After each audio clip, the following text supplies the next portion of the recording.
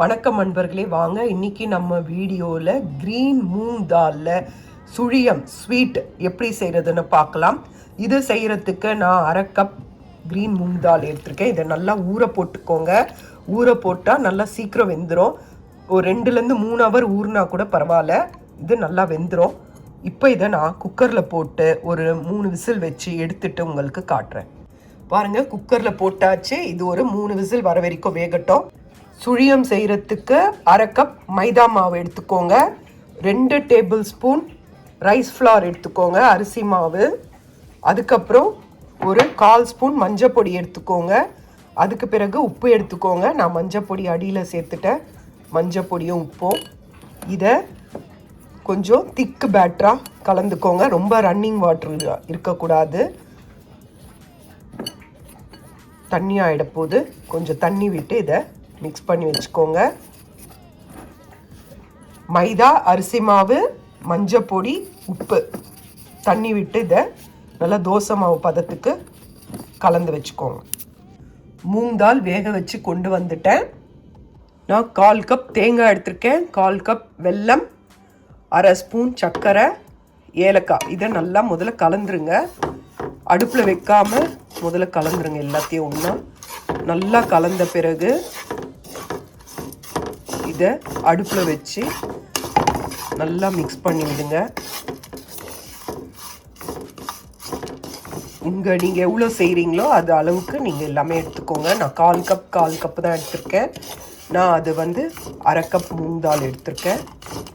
நான் ஸ்வீட் கம்மியாக தான் போட்டிருக்கேன். இதை நல்லா கலந்து கொடுத்துட்டு அடுப்பில் இப்போ ஆன் பண்ணுங்கள். அடுப்பை ஆன் பண்ணி சிம்மில் வச்சு கலரி கொடுங்க. இதை நல்லா கலந்த பிறகு வாங்க பார்க்கலாம். பாருங்கள், நல்லா கலந்தாச்சு. வெல்லம் நல்லா கரைஞ்சிச்சு. இப்போ இதில் ஒரு ட்ராப் நெய் விட்டுக்கோங்க. நல்லா வாசனையாக ரொம்ப அருமையாக இருக்கும். அதுக்கு பிறகு நாம் வேக வச்ச மூங் தாலை இதில் சேர்த்துட்டு நல்லா கலரி விடலாம்.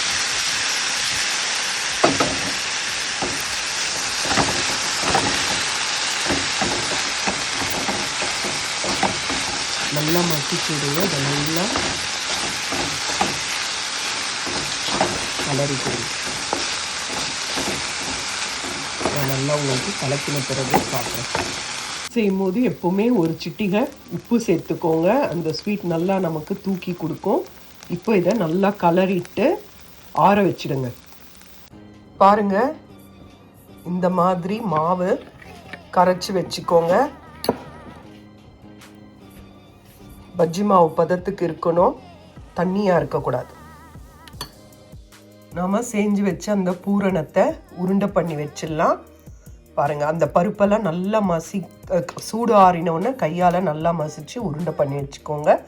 எனக்கு 5 இது வந்தது. வாங்க இனிமேல் என்ன செய்யலான்னு பார்க்கலாம். ஒரு பேனில் எண்ணெய் விட்டுக்கோங்க. எண்ணெய் நல்லா காயணும்.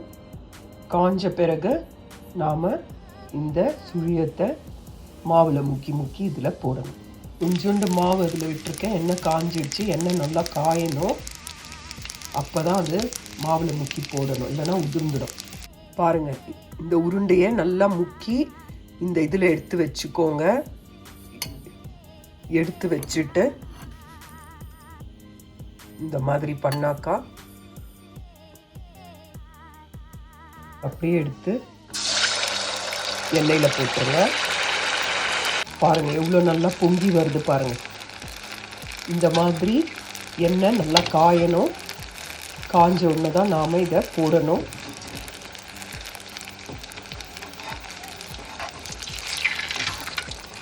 பாருங்கள், நல்லா வந்துருக்கு பாருங்கள். இதே மாதிரி நாம் ஒவ்வொரு உருண்டைகளாக எடுத்து இந்த மாவில் மூழ்கி